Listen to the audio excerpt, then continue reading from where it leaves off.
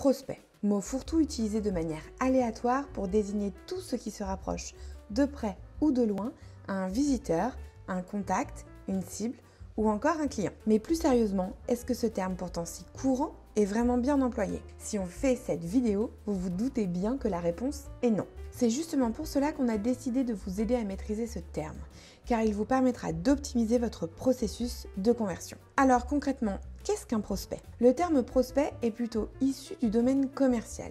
C'est une personne dont vous connaissez l'entreprise, la fonction et que vous savez comment contacter. En termes marketing, un prospect serait qualifié de SQL.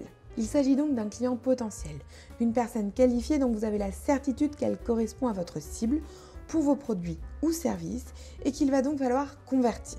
Maintenant que vous connaissez sa signification, voyons comment bien employer le terme de prospect. Prenons un exemple.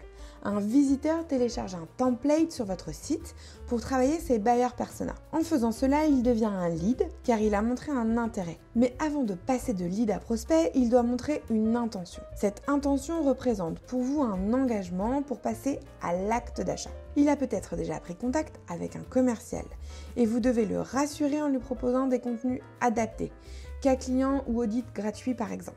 À savoir qu'il existe également des nuances avec les termes prospect froid et prospect chaud. Un prospect froid s'apparente davantage à un lead, tandis qu'un prospect chaud est prêt à l'achat et est potentiellement déjà en contact avec l'équipe commerciale pour passer à l'acte. Cependant, même si vous pouvez identifier un prospect comme froid ou chaud, vous ne devez pas vous tromper dans le niveau de maturité de vos visiteurs. Par exemple, une personne qui consulte régulièrement le même article et la page de vos tarifs peut potentiellement avoir une intention d'achat. Mais rien ne vous dit qu'il ne consulte pas différents sites web pour trouver la solution qui lui conviendra. Il est toujours en phase de découverte, c'est donc un lead et non un prospect. De même, ne vous trompez pas entre les termes prospect et client. Un prospect devient un client seulement s'il signe un contrat avec vous et votre entreprise.